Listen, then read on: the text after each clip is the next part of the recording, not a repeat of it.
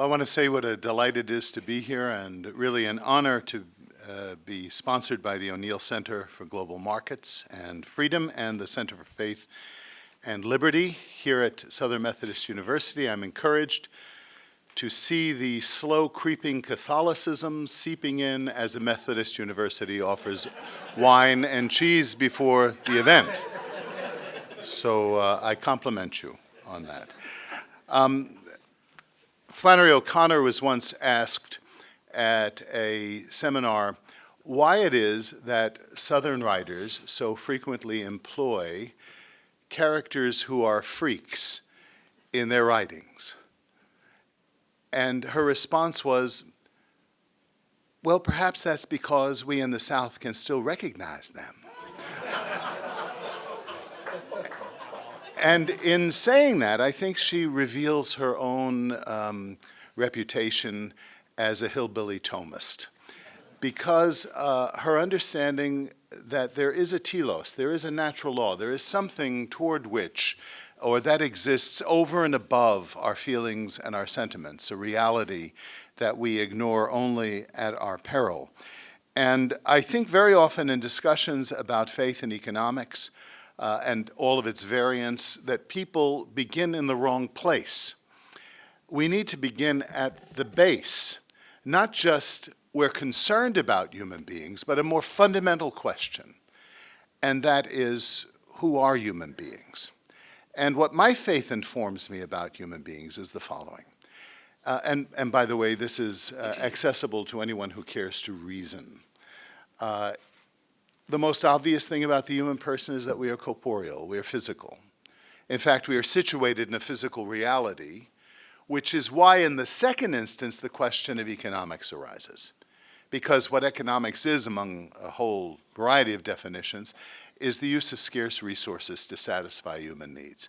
But those scarce resources arise from the context of scarcity and the material world in which we live. And to underscore a point that was made and clarified, because of a very common misunderstanding, that work is given to the human family as a vocation.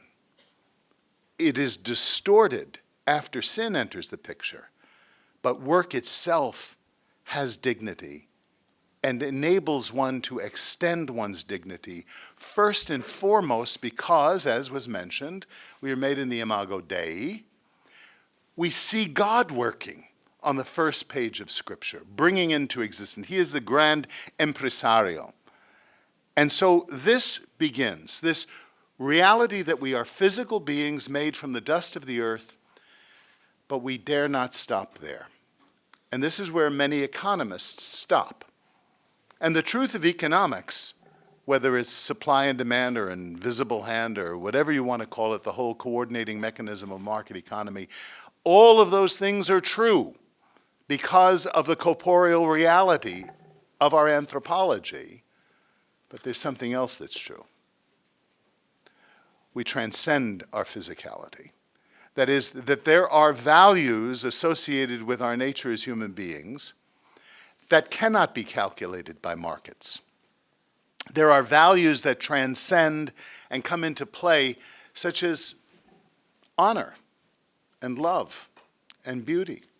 And these are not things that are easy to commodify, indeed cannot be commodified, even if people at times want to commodify them. I want to qualify the kind of market, the free economy that I support. It is a free economy rooted in this anthropology. And there's a constant tension between the physical and the spiritual or the transcendent dimension of the human person. Economics is not fundamentally about money. It is fundamentally about human action. You cannot divorce the economy. You can't say, well, that's the economy, that's the theory of economics that has nothing to do with human beings. It has everything to do with human beings, because if you do not have the human person at the center, if you do not have human beings, you do not have an economy. An economy arises only when human beings input value onto things. Now, you can say that's selfishness, but I think most often it has to do with people valuing things and their use for themselves and for their families and for their communities. That this interaction among human beings and the trading based on subjective values, which is important, but is not everything. There are, as I say, other values that need to be imposed upon this. And this is what we forget in modern economics. Once I was speaking at an international forum of economists, and a Nobel laureate stood up after I had delivered my paper, and he said, "Father Sirico, I like everything you had to say having to do with economics. Welcome to our discipline." But he said, "Could you just leave the religion out? Why do you bring the religion into it?" And I said, "Dr. So-and-so, I pay you great respect for your many achievements in the field of economics, but I want to remind you of one thing you seem to have forgotten. That economics was born not in economic laboratories, but among the scholastic theologians of the mid-16th century in Salamanca. Schumpeter, in the second chapter of his book on the history of economic analysis, says that the scholastic theologians, who he calls the schoolmen, were more than any other group the founders of scientific economics.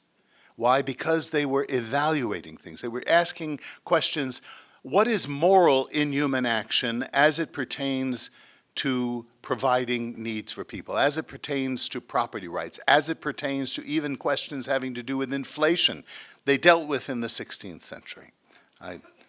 Later I can say more about that if you're interested in that. So what I'm talking about is that subjective value is true, but it is not the whole truth. And we can't just ignore it and dismiss it or denounce it. It is only in error when it pretends to be the whole truth.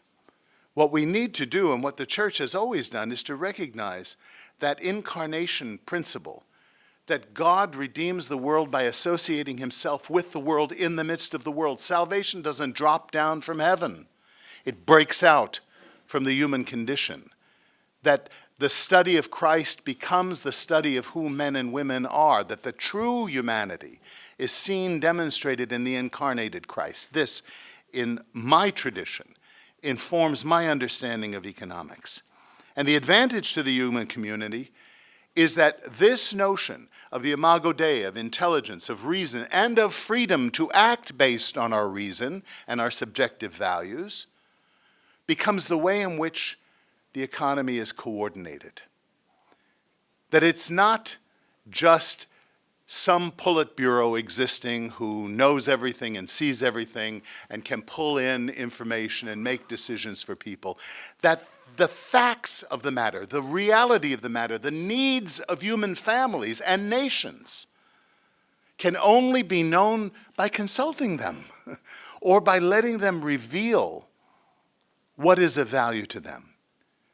And that can only happen when people are free to express that.